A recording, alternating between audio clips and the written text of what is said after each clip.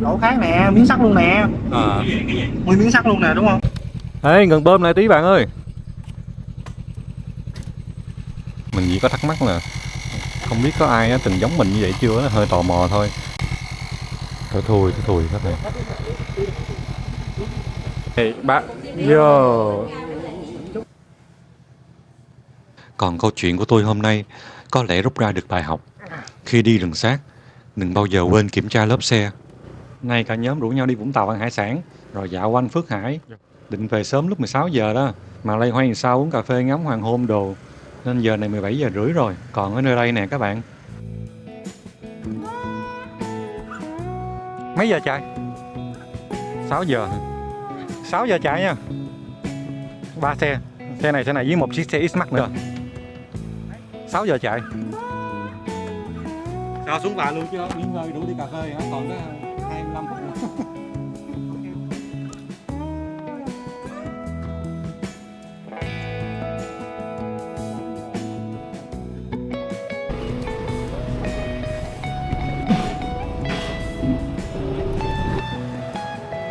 À, có gì có siro đây ghê vậy? Đây nè. Dầu hả anh? Nó tưởng siro dâu của ai mới quánh lộn đâu. Đâu đâu? Dạ, qua đây nè, qua đây nè, qua đây.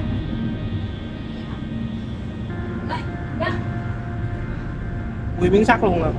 Miếng sắt này khác nữa hả? Nè, lỗ khác nè, miếng sắt luôn nè. À. Nguyên miếng sắt luôn nè, đúng không? Không biết nữa. Bên gần giờ cái chỗ giá không ta, giờ cái vỏ này giá cũng chua à, hay là lấy Này cứ bơm thôi, chạy về cũng có. có nóng không anh? Có nóng mà bây giờ phải chỉ vô cái lỗ nó bự lên nhét được. Từ từ để coi, tại vì chưa chắc là có.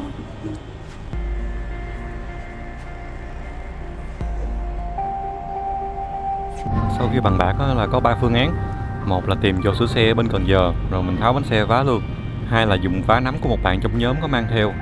Ba là vừa chạy xe vừa bơm bánh dọc đường. Mình bơm áp suất lớp lên 240 rồi, bình thường thì bánh sau có 225 thôi. Để 15 phút sau vào đến đó mình test và bơm lại.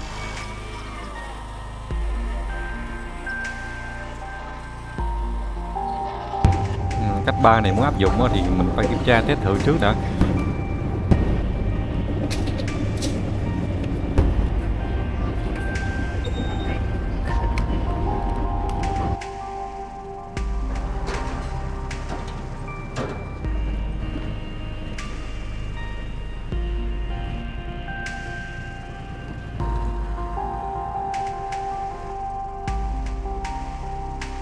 Hồi nãy giờ mình bơm được 10 phút.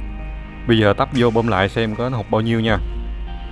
Để có gì mình còn canh quãng đường. Hồi nãy là 240, bây giờ là còn 185.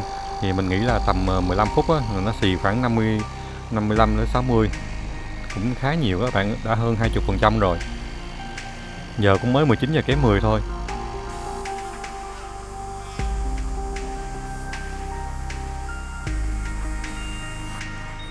Bây giờ chắc phải đi thôi các bạn.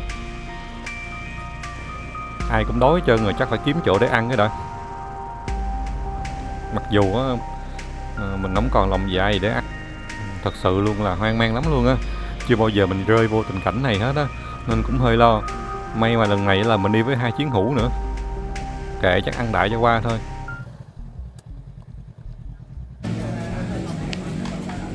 Hey, bác. Yo. Chúc mừng anh Mẫn hôm nay cán được một cái đinh. À, đồ, không có đinh nhưng mà content mới.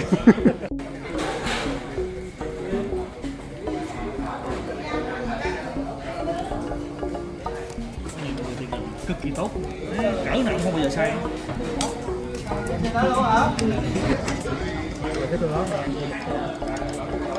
Ê, nãy ăn ngon ghê các bạn. Lần đầu tiên mình thấy cái bếp than có bộ thổi vậy, nó xịn sò ghê luôn. Rồi nói chuyện tám vui quá các bạn ơi. Đồ ăn cũng ngon nè, mà ngon hơn cái quán lúc ăn trưa ở bên Vũng Tàu á. Cái lẩu này là lẩu nồi thứ 2 rồi đó, nhóm kêu tới 2 cái nồi lẩu luôn. Anh em ăn uống vui vẻ quá, ăn từ 19 giờ tới 21 giờ luôn. Giờ lo dữ chưa trời. Bánh xe xẹp gần hết luôn sau 2 tiếng nè. Cả team rất là lạc quan dù là mình đang có sự cố gì nữa.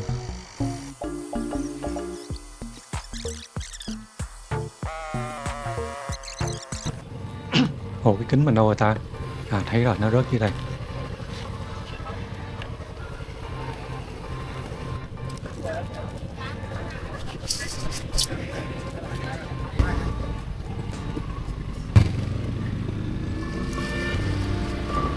tí nữa mình sẽ ít thêm tại sao mình chọn phương án 3 đó, tại sao mình phải vừa chạy vừa bơm và như thế nào cho nó cẩn thận nè. Không biết sao á, sáng mới khoe với hai bạn ấy mình phượt một mình xuyên đường sắt đêm khuya rồi, thấy nó bình thường à. Ai ngờ đâu đời đầy bất ngờ, rơi vào tình huống này ấy. Chứ đi một mình mà gặp vậy chắc mình ở lại Cần Giờ một đêm rồi. Sáng mai dậy tìm chỗ khóa bánh xe rồi mới về cho an toàn. Hiện tại đội hình là một xe NX500 đi trước dẫn đường. Xe X-Max 300 sẽ đi sau một hậu nha. Do hai xe kia đều có Kado để liên lạc hết á, mình không có Kado, cho nên nó lỡ có gì chỉ có gọi điện thoại báo, không ứng cứu kịp. Có một mình trong đêm đen như vậy rồi làm sao đây? Mình đó giờ gia nhập bang phái ngũ độc hết, tức là toàn độc thân đi thôi à. Cho nên đâu có mua Kado làm gì đâu, có nói chuyện với ai đâu. Giờ mới thấy có Kado thật sự rất tiện khi đi cả nhóm như vậy luôn á. Ủa sao hai ông kia làm gì đi chậm quá vậy? Nghi quá à. Hai ông kia có bàn bạc gì qua bộ đàm Kado không?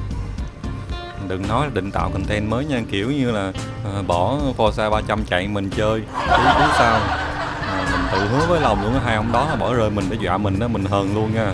Hay mốt rủ là không có đi chung nữa đâu á. Hoặc là content kiểu dạng bỏ rơi đồng bọn dưới đường sắt, tự bơm bánh xe trong đêm tối, tính có ác dữ. Hai ông kia về mà coi video á, nghĩ mình nghe mình nghĩ xấu vậy thế nào cũng comment chửi cho mà coi. Nhưng mà tình huống đó ai mà không nghĩ vậy, tự nhiên cái đi chậm chậm lại cái bỏ tôi chạy trước mình nè, để từ từ đợi ổng lên mới được. Mình phân tích lại vì sao là không chọn hai phương án đầu nha. Phương án 1 là mình kiếm chỗ phá bên Cần Giờ nó không khả thi, vì bên này là 19 giờ là tối rồi, tối lắm các bạn, nó không như ở thành phố là còn đông đúc đâu, mà vắng nữa. Với lại tìm một chỗ phá mà ép lửa nó cũng không có dễ, mình cũng chả biết ở đâu có mà không lẽ giờ đi vòng vòng cũng hơi mất công. Còn phương án thứ hai á, thì cũng thấy rủi ro nữa, bởi vì nếu mà cái chỗ thủng nó đang nằm ở ngay cái góc như vậy á, mà khoét nó rộng ra hơn ngay chỗ gần mép như vậy á, thì mọi người cũng nghĩ rằng có thể nó sẽ bị tét thêm mà nó làm rộng hơn cái lỗ nắm mà đang chạy cũng có thể bị tuột hay là này nọ nữa. Cho nên đó là cả nhóm quyết định chọn phương án 3, vừa chạy vừa bơm bánh xe dọc đường á. Nó còn căn cứ vô cái tình trạng lúc nãy mình bơm nữa, mình thấy là tầm 10 đến 15 phút bơm một lần cũng được. Mà cái thời gian mình test hồi nãy 15 phút á là xe đứng yên thôi nha, chứ không phải là xe vận hành. Cho nên là để chắc ăn thì mình nghĩ tầm 10 phút đến 15 phút mình bơm là cái khoảng thời gian tốt nhất. Một phật thủ dày dặn kinh nghiệm là dính phải sự cố như vậy dù đã đi biết bao nhiêu tour rồi. Có lẽ nó xuất phát từ hai thứ mà mình sẽ đề cập đến ở khúc sau để các bạn hiểu và rút kinh nghiệm, tránh rơi vào tình trạng giống như mình. Phải vừa đi vừa bơm bánh xe như vậy thật sự rất là bất tiện các bạn.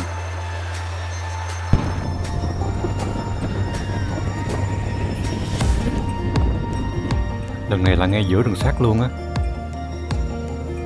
Một trải nghiệm khó phai đúng không các bạn?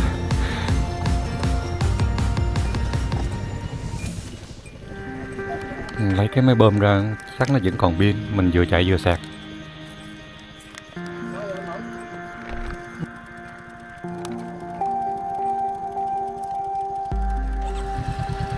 Đây, kiểm tra xem. Nè, 185. Mình nghĩ chắc nó sụp hơn 20% rồi đó. Mình chỉ có thắc mắc là không biết có ai từng giống mình như vậy chưa, nó hơi tò mò thôi. Thôi thôi các bạn. Chắc mình độc quyền quá, một cái độc quyền mà không mong muốn luôn á.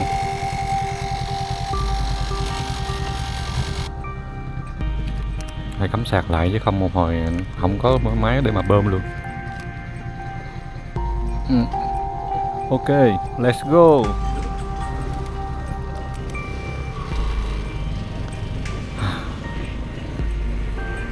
Mà cái phương án 3 này cũng có rất nhiều rủi ro nè. Rồi giờ giả sử như cái đồ bơm mình hết pin thì sao? Vừa bơm vừa sạc có kịp với thời gian bơm như vậy hay không? Vì một lần bơm toàn là 2 phút mấy đến 4 phút hơn không à. Bơm liên tục á. Mà cái lỗ nhỏ như vậy á thì có thể chạy được, nhưng mà không biết chạy với tốc độ 60 km/h có ổn không? Vì xe mình chưa chạy như vậy bao giờ luôn á, chưa có kinh nghiệm. Mà theo mình biết á, là việc chạy liên tục 60 km như vậy mà cái lớp mình đang bị xì hơi dần á, áp suất nó mất dần, nó sẽ cực kỳ nguy hiểm nha. Trong đó là khả năng nổ lớp cũng rất là cao nè, nó có thể bị quá nhiệt tại vì lớp bị ma sát rất là cao, nó sinh nhiệt khủng khiếp luôn, chứ không phải như là các bạn đang chạy như một cái lớp căng đâu nha. Rồi chưa kể là nếu mà để cái lớp nó xì quá thì có thể bị hỏng vành nữa. Lực tác động của cái lớp bị xẹp lên đó, nó sẽ gây mớp hoặc nó vỡ vành. Mình nghĩ á, nếu mà mình trang bị một bộ đo áp suất lớp á, có lẽ mình đã phát hiện ngay từ lúc ở bên Vũng Tàu rồi.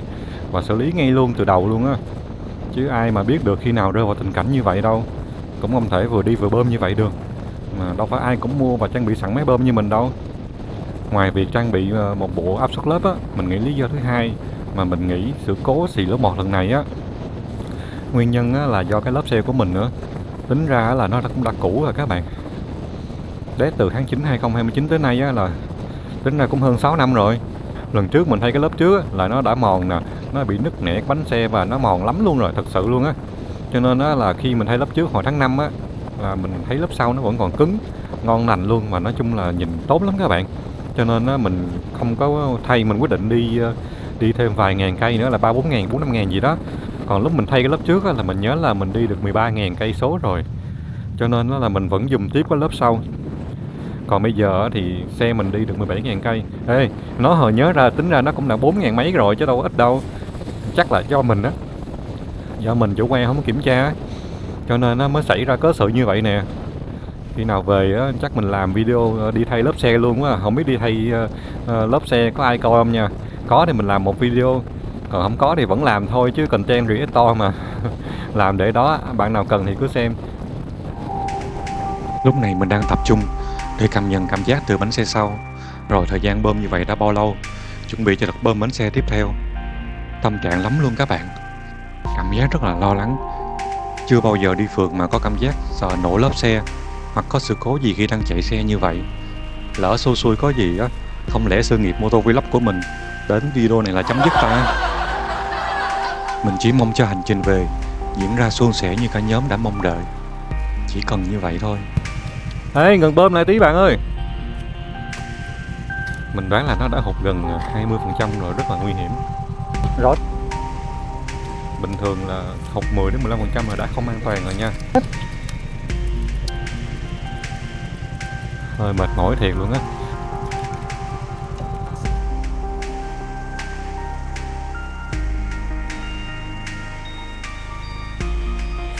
Lỡ mà mình đi một mình chắc mình không dám dừng luôn á. Xung quanh đây tối thui rồi, các bạn thấy đèn xe mấy đồng bọn mình chiếu vậy thôi, chứ đứng mình sao dám đứng.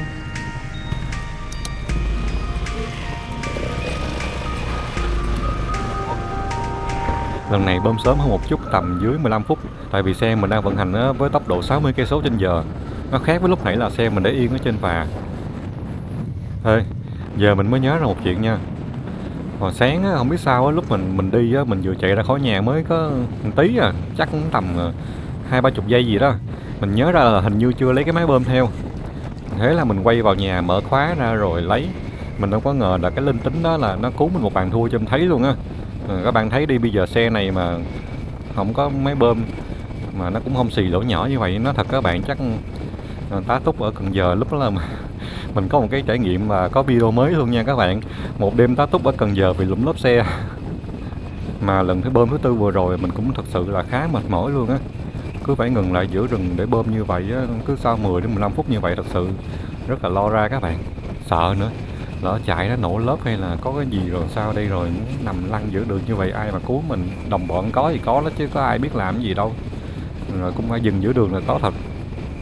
Mà mình đang tự hỏi luôn á, nếu cảm thấy mệt mỏi chỉ với việc bơm lớp xe á, thì thực sự là những cái người lính đặc công đoàn 10 ở rừng Sác năm xưa á, họ chiến đấu như thế nào đây? Nơi đây đã từng là chiến khu rừng Sác, căn cứ địa cách mạng quan trọng trong kháng chiến chống Mỹ á, các bạn biết không? Trong đó đoàn 10 đặc công rừng Sác á, được mệnh danh là khá kỳ lạ nha. Họ phải đối mặt với muỗi, đĩa nè, nước mặn nè, và cả cá sấu rừng Sác nữa. Những con cá sấu hoa cà khổng lồ luôn, là đặc sản đáng sợ nhất của nơi này thời đó đó các bạn. Mình nghe đồn á là có những câu chuyện về dũng sĩ diệt cá sấu, như là đồng chí Hoàng Dương Chương nè, người đã chiến đấu với cá sấu dữ để bảo toàn mạng sống và tài liệu luôn.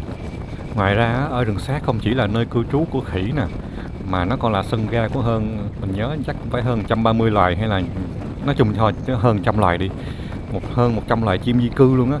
Là một cái hệ sinh thái vô cùng đa dạng, mà do chúng ta di chuyển trên đường nè, vì các loài động vật thấy ánh sáng, tiếng ồn thì mình nói thật các bạn, chắc chắn là sẽ không mon men ra đường để các bạn thấy đâu.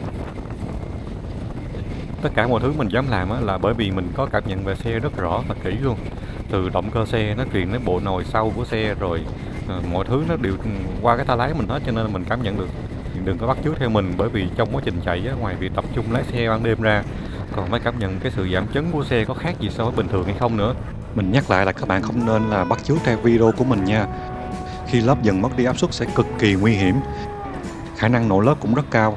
Quá nhiệt, lớp bị ma sát và sinh nhiệt khủng khiếp luôn. Ngoài ra có khả năng bị hư mâm xe khi lực tác động lên lớp xẹp sẽ gây mớp hoặc vỡ mâm xe đột ngột, cực kỳ nguy hiểm nha. Các bạn nhớ lưu ý giúp mình. Tuyệt đối không nên vừa chạy xe vừa bơm lớp xe dọc đường như mình nha.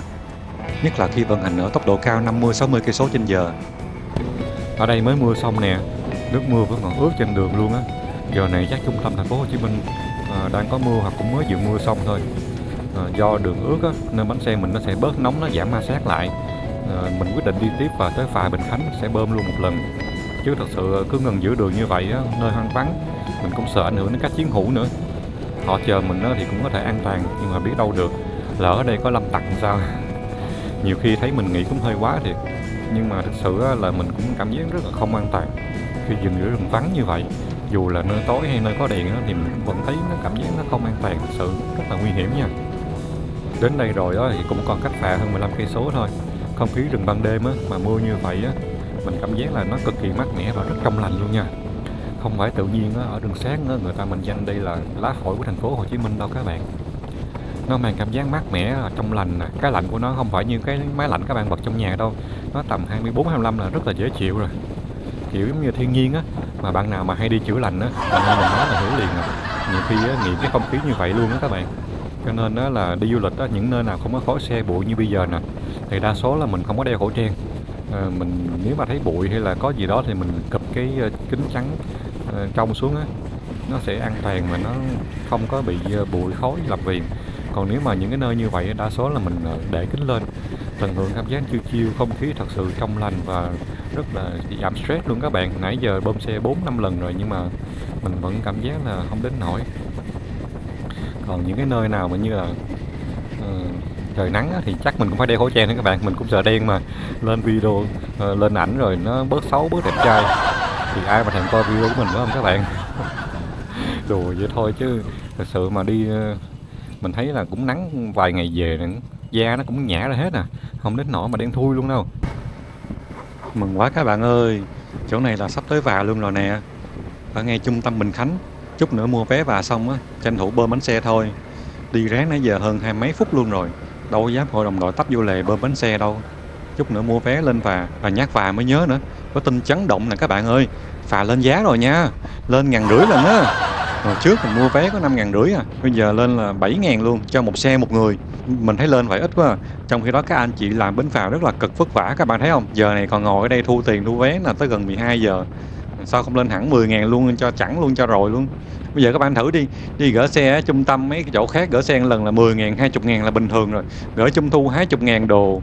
Đi vé phà như vậy tốn xăng tốn đồ quá trời. Có 7.000 à. Quá rẻ đúng không các bạn?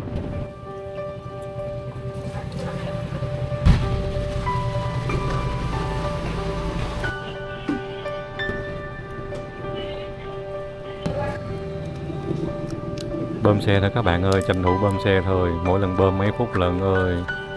Tới phà là cũng mừng quá.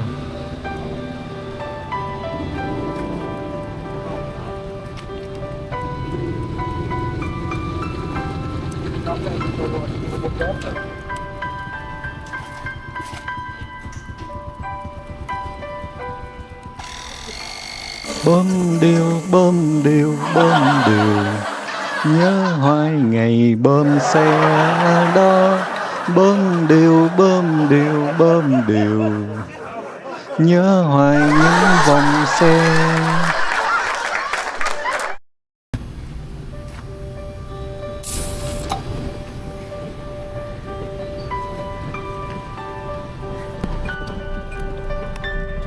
Khúc này tranh thủ đèn đỏ bơm chắc cũng lẹ. Đây phải bơm lại thôi.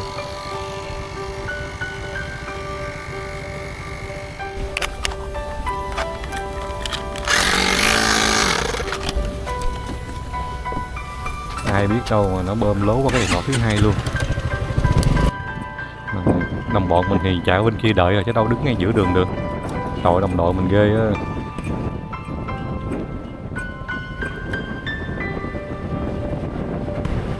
Nãy mình chia tay đồng bọn mình ở ngay Lotte Park quận 7 rồi. Bạn ấy về hướng kia cho nó gần hơn. Mình đi thẳng luôn. Mà tới đây rồi thì mình lết về được rồi, đâu cần hộ tống gì đâu. Trong thành phố rồi mà. Chứ mỗi lần bơm bánh xe là mất 3 đến 5 phút luôn á. Bắt mọi người chờ ngoài cũng ngại ghê á. Mình thấy cả lúc phải bơm sớm một tí á nha, nên là áp suất lớp nó giảm nhanh hơn nhiều luôn á. 11 giờ rồi. May về tới thành phố rồi cũng đỡ. Đang ở công viên Thọ Trắng các bạn ơi. 11 giờ 20 rồi, còn ngoài đường bơm bánh xe á, chỉ mong cái tiếng rè rè này đừng có xuất hiện ở trong giấc ngủ.